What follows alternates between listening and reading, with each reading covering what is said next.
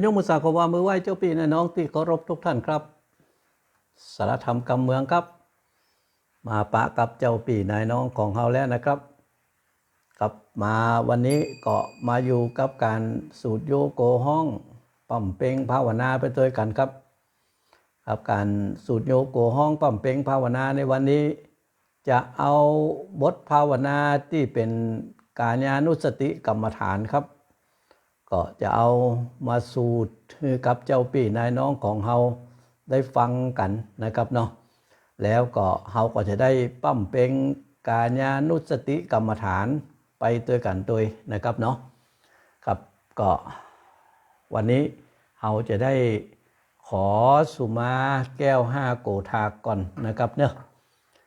ตั้งอกตั้งใจกันนะครับโย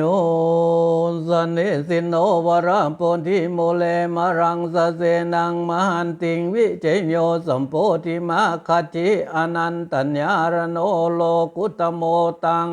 ปนมามิพุทธังอัฏฐังคิโกอริยปโทจนานังโมกขปเวสาญะอุจุกะมะโคธโมยังสันติกันโลปนิโตนิญาณิโกตังปนามามิธัมมังสังโฆวิสุทโธวรตะขินโยสันตินริโยสัพพมลาปหิโนกุเนเนเกสมิธิปโตอะนาสโวตังปนามามิสังฆังนามามิพุทธังกุณาสาครันตังนามามิธัมมังมุนิราชเตติตังนามามิสังฆังมุนิราชสาวกังนามามิกัมมฐานังนิปานาติกมุปัญญังนามามิกัมมฐานาตัญญกาจลิยังนิปานะมกุเตสกังอาจโยมังพันเตอาจกมาญาถาพลังญาถามุลหังญาถาอากุสลังโยหังพุทธังธัมมังสังฆังกัมมฐานังกัมมฐานาตัญญกาจริยสังฆาเตสุปัญจสุรตเนสุอติเตวาปัจจุปเนวากาเนนะวาวาจาญวามนัสสาวาปมาตังวาอาการวังวาอากาสิงตัสสะเมพันเตอัจจยังอัจจญโตปฏิกันหาตุขมตุสัพพโตสังอาญติงสังวริสามิอาญติงสังวรยามินะปุเนวังกริสามิ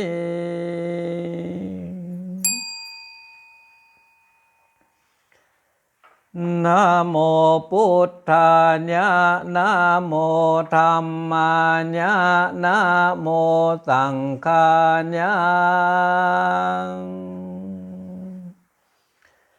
นะโมอันว่าอันไหวเมแห่งข้าทุจุงมีพุทธายะแก่พระพุทธเจ้าเตอนะโมอันว่าอันไหวเมแห่งข้าทุจุงมีธรรมาญะแก่พระสัทธรรมเจ้าเตอนะโมอันว่าอันไหวเมแห่งข้าทุจุงมีสังฆายะแก่พระสังฆเจ้าเตออัปปมาโนพุทโธอัปปมาโนธัมโมอัปปมาโนสังโฆพุทโธอันว่าพระพุทธเจ้าอัปปมาโนหากิเลสธรรมบ่ได้มีคุณหาพระมานที่สุดบ่ได้แต่แลธ ธัมโมอันว่าพระสัทธรรมเจ้าอปามาโนหากิเลสธรรมบ่ได้มีคุณหาประมาณที่สุดบ่ได้แต่แลสังโฆอันว่าพระอริยสังฆเจ้าอปามาโนหากิเลสธรรมบ่ได้มีคุณหาพระมานที่สุดบ่ได้แต่แล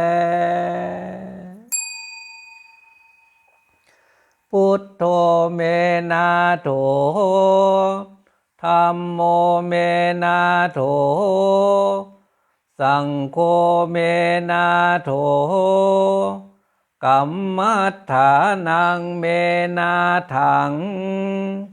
กัมมัฏฐานาตาญญากาจาลิโยเมนาโถพุทโธ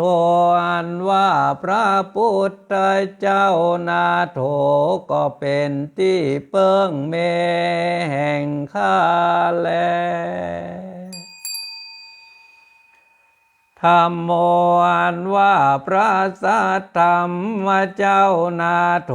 ก็เป็นที่เปิ้งเมแห่งข้าแลสังโฆอันว่าพระสังฆเจ้านาโถก็เป็นที่เปิ้งเมแห่งข้าแลกัมมัฏฐานังอันว่ากัมมัฏฐานสองจำพวกคือสมาทากัมมัฏฐาน40ทัศและวิปัสสนาเจ้านาโถก็เป็นที่เปิ้งเมแห่งข้าแลกัมมัฏฐานาตาญญากาจาลิโยอันว่าครูบาอาจารย์ผู้ฮือกรรมฐานและสอนกรรมฐานก็ดีนาโถก็เป็นที่เปิ้งเมแห่งข้าแลอะหัมพันเตมะมะอัตตาภาวังสัจจิวิตังตุมหากังปริจจาจามินิยาเตมิพันเตข้าแก่พระแก้วเจ้าหาโกธากอาหังอันว่าข้าปริจจาชามิก็สละหือนิยาเตมิก็เวียนน้อมหือบัดนี้มาอัตตาภาวังยังอัตตาภาวะเนื้อตัวข้าสัจชีวิตตังกับตังชีวิตจิตใจแห่งข้าตุมหากังแก่พระแก้วเจ้าหาโกธากบัดนี้แล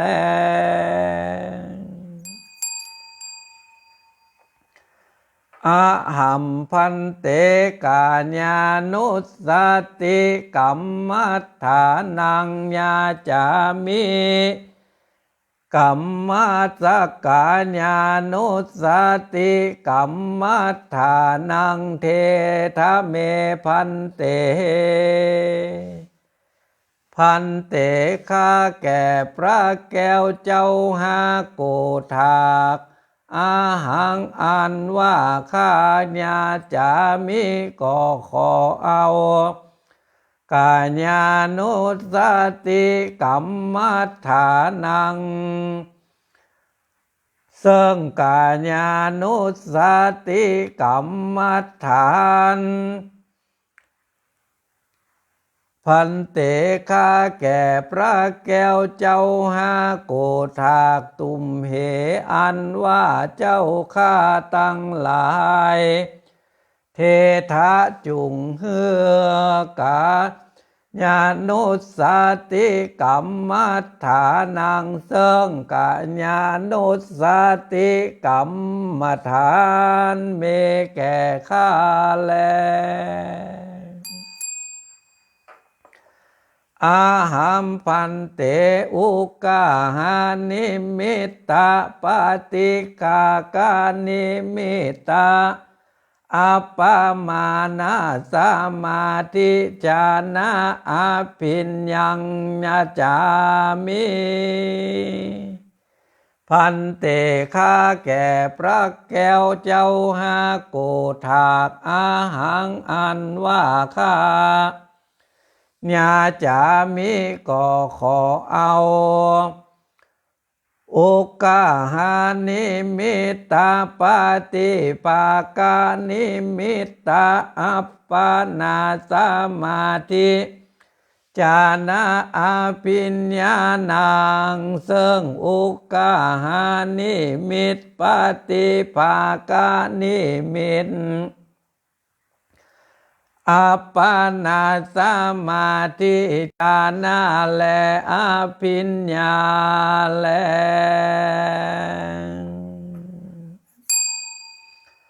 อัตถิอิมัสสมิงกาเยเกสาโลมานะขาทันตาตาโจมังสังนาหารูอัตถิอติมินจังวักกังอัตตายังญากะนังกิโลมากังปิหากังปัปปะสังอันตังอันตากุนังอุตาลิยังการิสังมัตตาลุงคังปิตตังเสมหังปุพโพโลหิตังเสโทเมโทอัสสุวาสาเขโลสิงคานิกาลาสิกามุตตันติตวัตติงสากาลาปฏิกูลาตุกันตา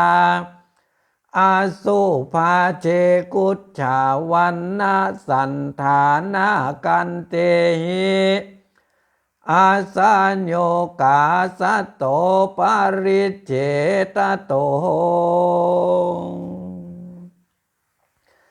เกษาอันว่าผมอันได้5,000,000 เซน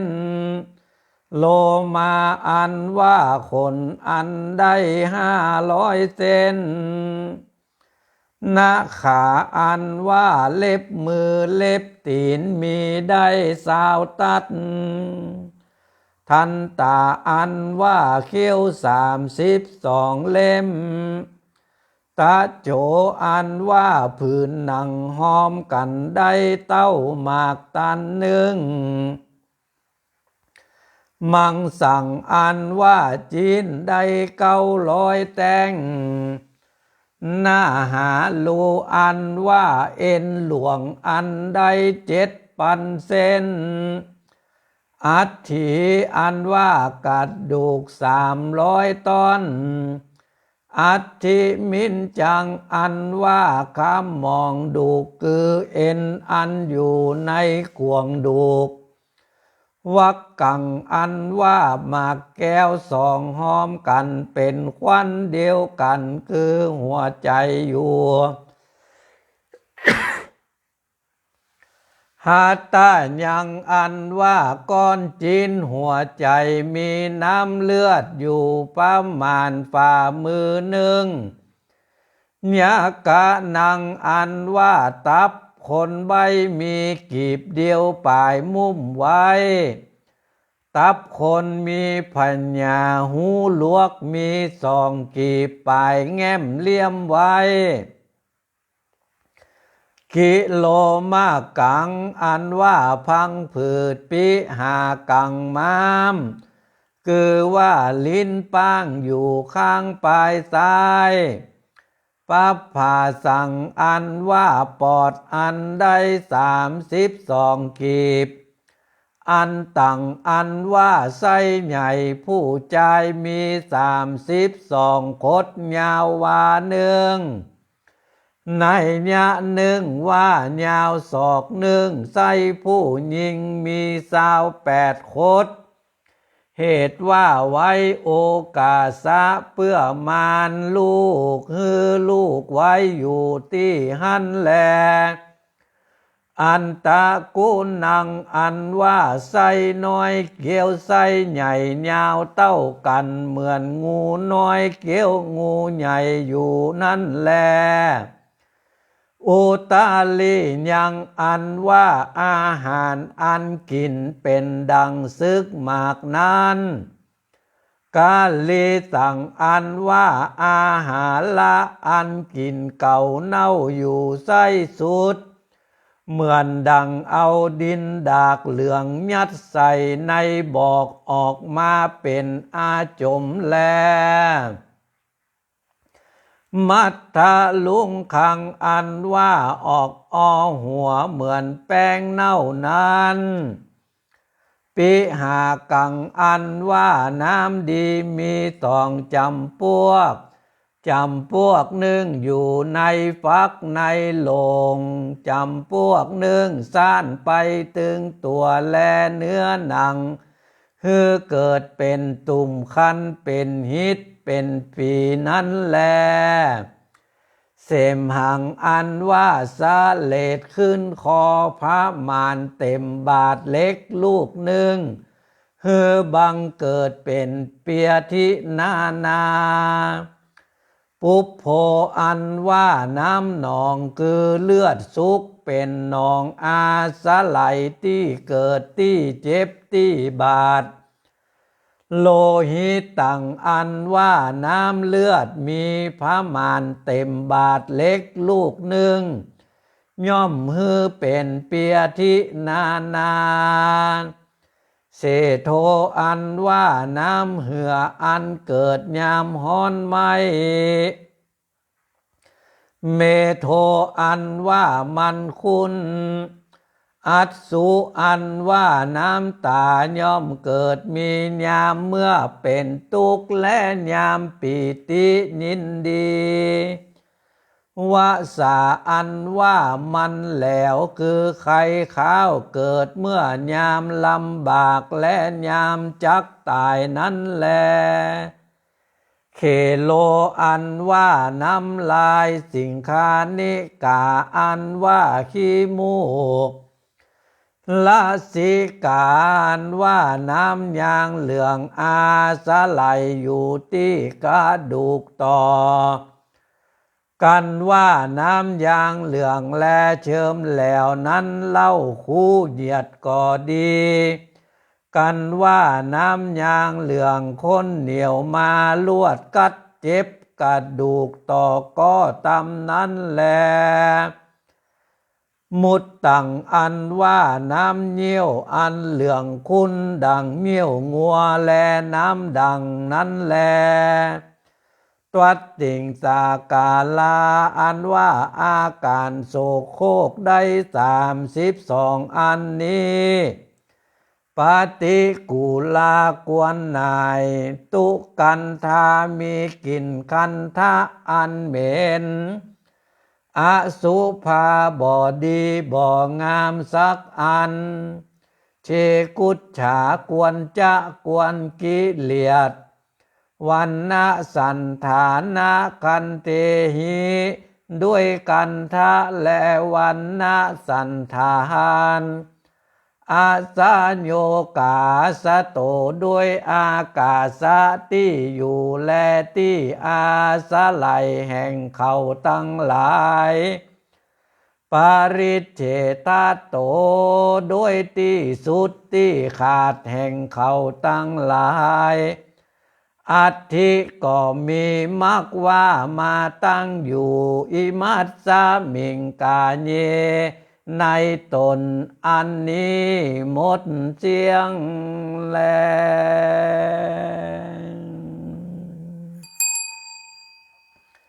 ครับลำดับจากนี้ไปจะได้ปั่มเป็งกายคตานุสติกรรมฐานนะครับ ปั่มเป่งกึดเอาไว้ในใจเกสา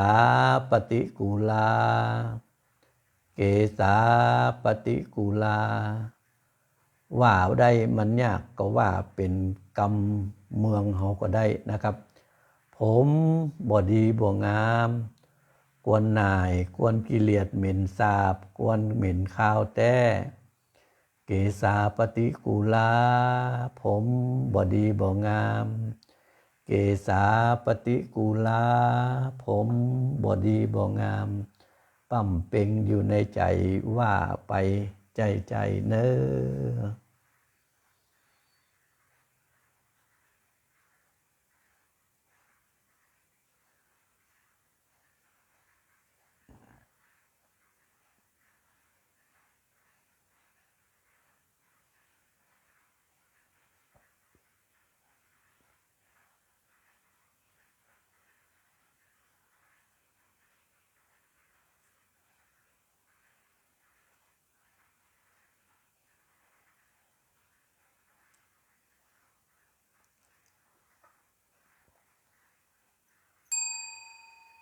สาธุสาธุผู้ข้าทั้งหลายปั่มเป่งภาวนาเกสาได้อัปปนาสมาธิแล้วขออธิษฐานเข้าปฐมฌานอันประกอบโดยองค์5ประการอันหยาบคือว่าประกอบโดยวิตกะวิจาระปีติสุขเอกคตานานประมาณเกี้ยวหมากจืดหนึ่งแล้วจักออกได้แล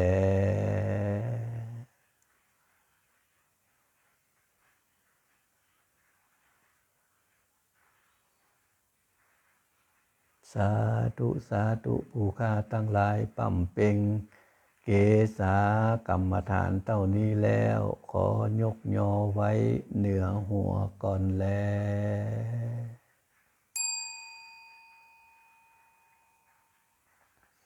ลำดับจากนี้ไปเราจะได้อธิษฐานส่วนบุญที่เราได้ปั่มเป่งมาบ่ว่าจะเป็นบุญศีลบุญทานบุญภาวนาขอ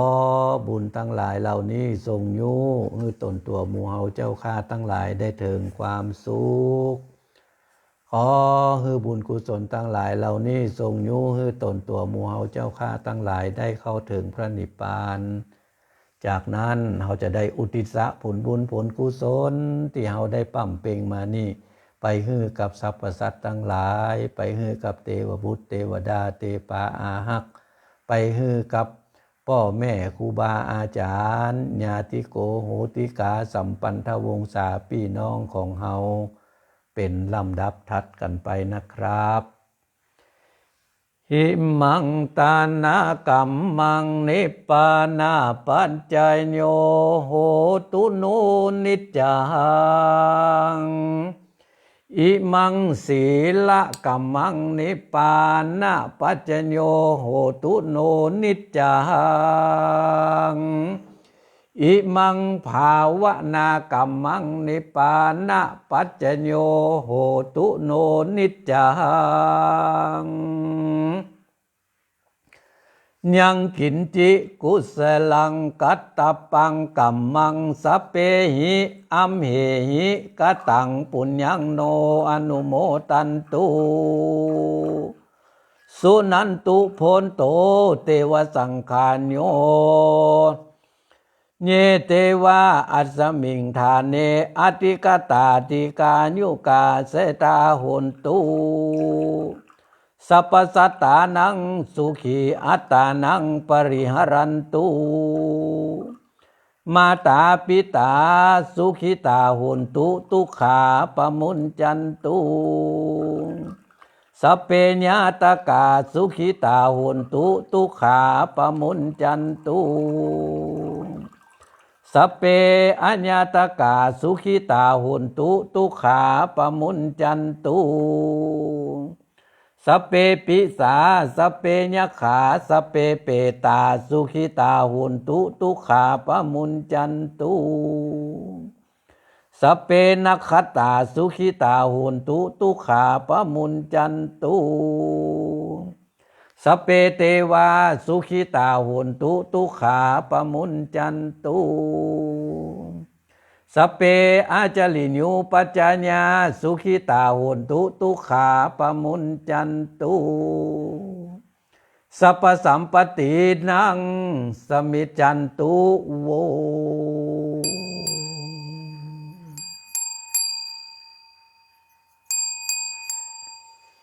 ครับวันนี้ได้ปั่มเป็นกายคตานุสตินะครับก็เฮาก็มาล่ำเปิงก้าบทเดียวครับก้าเกษากายคตานุสตินะครับเนาะก็อาการ32นะครับก็ปั่มเป่งไผสามารถที่จะปั่มเป่งได้จนครบหมดก็ดีนะครับถ้าบ่ได้เฮาก็เอาก้าเกษาโลมานะคาทันตาตะโจเอาที่มัน5อย่างอันนี้ก่อนนะครับเนาะก็ปั่มเป่งกันไปนะครับบุญกุศลก็จะเกิดขึ้นกับตนตัวของเฮาละนะครับเนาะแล้วเมื่อลูนมาเฮาก็ได้มาอธิษฐานส่วนบุญขอบุญศีลขอบุญทานขอบุญภาวนาของหมู่เฮาทั้งหลายนี้มีนิพพานเป็นยอดเด้อนะจากนั้นเฮาก็แผ่เมตตานะครับกำแผ่เมตตาเนี่ยนะครับเวลาว่าเนี่ยนะครับสักเตื้อเฮาว่าด้วยกันโอ้จังว่ากันโวยลำไปนะครับเนาะเปียในป้อมมาได้ในถ้าเฮามาว่ากันจ้านะครับเนาะยังกินจิกุศลังกัตตปังกัมมังสัพเพหิอัมเหหิกตังปุญญังโนอนุโมทันตุ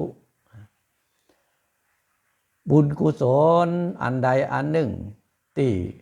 หมู่เฮาตึงมดตึงมวลเนี่ยได้ปั่มเป่งมาแล้วขอ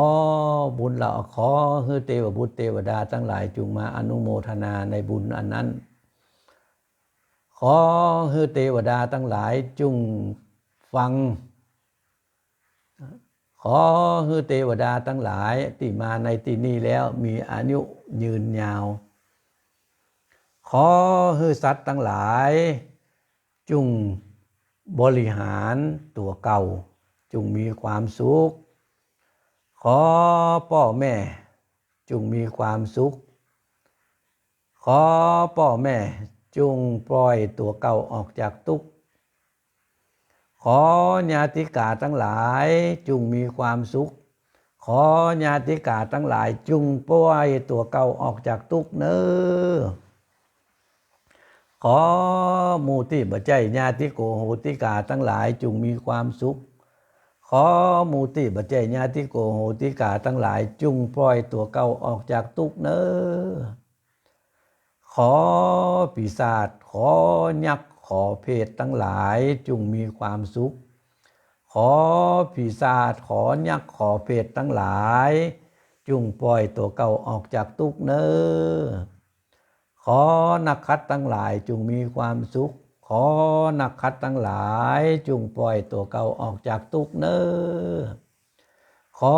เทวดาทั้งหลายจงมีความสุขขอเทวดาทั้งหลายจงปล่อยตัวเก่าออกจากทุกข์เน้อขออาจารย์อุปจารยาทั้งหลายจงมีความสุขขออาจาริยะครูบาอาจารย์อุปสายะทั้งหลายจงปล่อยตัวเก่าออกจากทุกข์เน้อขอให้ทรัพย์สมบัติตึงมดตึงมวลบังเกิดมีแก่ตนตัวแห่งหมู่เฮาเจ้าข้าทั้งหลายเน้ออันนี้เป็นคำแผ่เมตตานะครับเนาะอันเวลาที่แปลแล้วก็จะแปลได้มาอย่างเงี้ยนะครับเนาะก็พอจะฮู้กำหมายกันละนะครับเวลาเฮาแผ่เมตตาเนี่ยนะครับได้อันยังพ่องว่าจะได้กันพ่องเป็นไปอย่างใดกันพ่องก็ค่อยแปลให้กันฟังไปนะครับเนาะกำน้อยสองน้อยอย่างเงี้ยนะครับเพื่อว่าต่อไปแผ่นั่นอย่างฮะนะนั้นว่าจะได้นะว่าแล้วกำหมายของมันเป็นจะได้พ่องนะครับเฮาก็จะได้ฮู้กันไปเตือเล็กเตือน้อยนะครับก็ปั่มเป่งกันไปอย่างเงี้ยนะครับเนาะเอาก้อยว่ากันไปครับเวลาสารธรรมกำเมืองในวันนี้หมดเสี่ยงกันไปให้แล้วครับล่ำลาเจ้าพี่นายน้องของเฮาไปด้วยเวลาเพียงแต่อีก่อนนะครับโชคดีมีใจเป็นของเจ้าพี่นายน้องเฮาจูผู้นายคนครับสวัสดีครับ